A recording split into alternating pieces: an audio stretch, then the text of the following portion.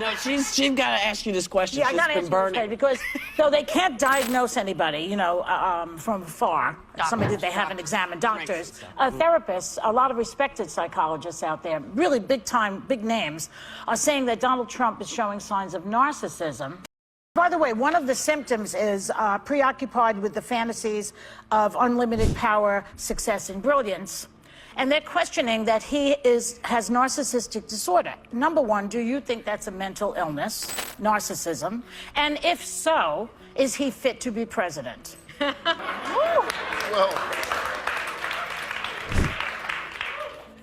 Well, Counselor, that's a compound question, and I object. But, you know, people talk about narcissism, but they don't really know what it means. So I brought a list from the DSM-5 about what narcissism really is, because one has a grandiose sense of self-importance. Check. Check. 4 requires excessive admiration. Oh, check. Lacks empathy, has the inability to stand in other people's shoes. And you mean like when he makes fun of people who are handicapped or I'm just disabled? reading it. You interpret it however you want. For her, shows arrogant and haughty behavior. Case closed. And let's just say Joy Behar wasn't holding back. She straight up claimed that Donald checks every single box for narcissistic personality disorder. She even pulled out the DSM-5, reading off the official criteria like she was ready to diagnose him on the spot. Now, we've all heard people throw around the word narcissist when it comes to Donald, but Joy took it to another level, publicly calling him out on national TV. And just when it seemed like the entire panel was nodding along, Dr. Phil stepped in. And things took a sharp turn. Because let's be real, Dr. Phil wasn't about to let that slide. He basically told Joy, "Hold up, diagnosing people from a TV studio, that's a dangerous game." And what followed? A clash so intense that even the View's audience didn't know how to react. But here's where it gets even messier. Dr. Phil turned the conversation on its head and put the View itself under the microscope. Yeah, this one got spicy. That is a lot of people, and if you take out everybody that has any of those characteristics, then you're going to take out a lot of people, including some at this table. But yourself included. Absolutely. So, Joy Behar wasn't just casually throwing shade. She came prepared. She pulled out the DSM-5 like she was about to teach a psychology class and started listing all the official traits of narcissistic personality disorder. Grandiosity, check. Constant need for admiration, check. Lack of empathy, double check. And according to Joy, Donnie doesn't just have some of these traits. He's the textbook definition of a narcissist. Which, by the way, one of the symptoms is preoccupied with the fantasies of unlimited power, success, and brilliance. But, you know, people talk about narcissism, but they don't really know what it means. She pointed to his obsession with winning, refusal to admit fault, and never-ending need for praise. Basically, in her eyes, Donald isn't just confident. He's clinically narcissistic. Now, the rest of the panel, they were eating it up. Sunny Hostin backed her up, claiming she's spoken to psychologists who agree. Whoopi Goldberg was nodding like this was old news. Even Ana Navarro said Donnie's behavior isn't just concerning, it's dangerous for a leader. The audience, totally on board. You could hear the agreement in the room, but that's when Dr. Phil, sitting there with that signature "I'm about to drop some logic" look, finally spoke up. And let's just say, he wasn't buying it. Dr. Phil let Joy have her moment, but when he finally spoke, you could tell he wasn't about to play along.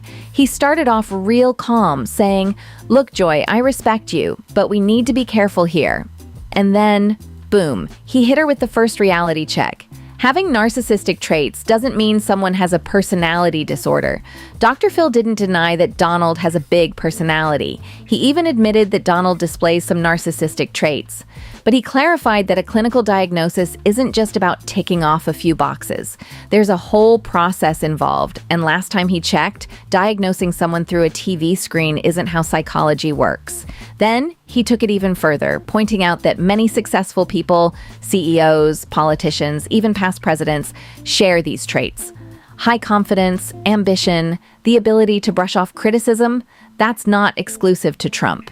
He argued that a bit of narcissism can be good for leadership. But here's where things got uncomfortable. Dr. Phil wasn't just questioning Joy's argument. He was calling out a much bigger issue, the trend of throwing around psychological labels to discredit people. And that did not sit well with Joy. The moment Dr. Phil pushed back, the atmosphere shifted. Joy Behar was visibly annoyed and insisted that it wasn't just Donald's traits, but his entire personality that was the issue. She pointed out his need for validation and refusal to accept blame as beyond normal behavior. Sunny Hostin supported her, citing mental health experts who deemed Donald's self-obsession dangerous. Whoopi chimed in, unimpressed, noting that the signs have always been clear. The audience was clearly on Joy's side, with murmurs of agreement and applause. But Dr. Phil remained unfazed, sitting back for a surprising response that no one expected. And this is where Dr. Phil flipped the entire conversation on its head. Instead of just defending Donald, he turned to Joy and the rest of the panel and said, "You know, people love to talk about narcissism, but most don't even know what it actually means." Then, with that classic "I came prepared" energy, he pulled out a list straight from the DSM-5 and started reading it out loud, just like Joy did earlier. But this time, he wasn't applying it to Donald. He looked straight at the panel and asked, "If we're going to throw these labels around, why stop at politicians? Why not look at the media? Why not look at this table?" And you could feel the shift. The smiles, gone. The confidence, shaken.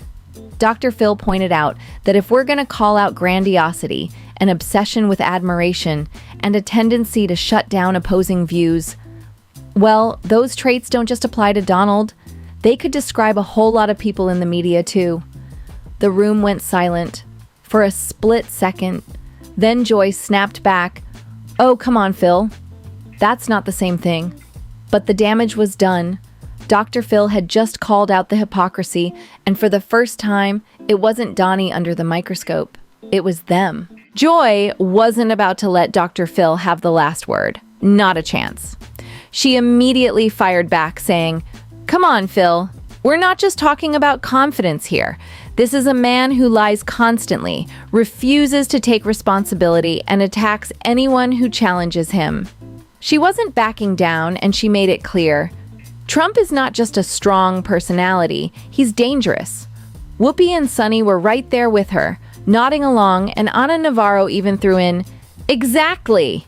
If it looks like a duck and quacks like a duck," basically doubling down on the idea that Donald's behavior speaks for itself. But Dr. Phil wasn't finished. Instead of arguing, he calmly asked, "So where do we draw the line? If we're going to psychoanalyze politicians, shouldn't we apply the same scrutiny to all of them?" And that's when things really got tense. Joy practically rolled her eyes when he suggested that other politicians, including Joey, should be held to the same standard. The panel nodded in agreement. The audience clapped, and for a second, it seemed like they had shut Dr. Phil down. But then, he hit them with something none of them were ready for. And that's when the energy in the room completely shifted. At this point, Dr. Phil could have let it go. He could have smiled, wrapped it up, and moved on. But nope, he went there. With the room still buzzing, he leaned forward and said, "All right, let's take a step back. If we're talking about narcissistic traits, let's ask an honest question. How many of these apply to the people sitting at this very table?" Boom! Silence. For the first time in the whole segment, Joy didn't have an immediate comeback. Dr. Phil wasn't just questioning the View's take on Donald, he was calling out the show itself. He started listing off the same traits they accused the current president of. 1. A need for admiration. Cue audience claps whenever the panel makes a point they like. 2. A superiority complex. The constant "we know best" energy. 3. Dismissing opposing views, anytime a conservative guest even tries to make a point. 4. Dominating conversations. Let's be real. How often do they actually let guests finish their thoughts? He dropped the real bombshell. You've built a platform where the loudest voice wins, where disagreement gets shouted down, where validation comes from applause, not debate. Tell me that doesn't fit some of these traits. The panel? Not. Happy. Whoopi shifted in her chair. Sunny looked visibly uncomfortable. Even Joy, who never lets things slide, just stared at him for a second before scrambling to regain control. And just like that, the entire conversation had flipped. What started as a debate about Trump's alleged narcissism had turned into a mirror held up to the View itself.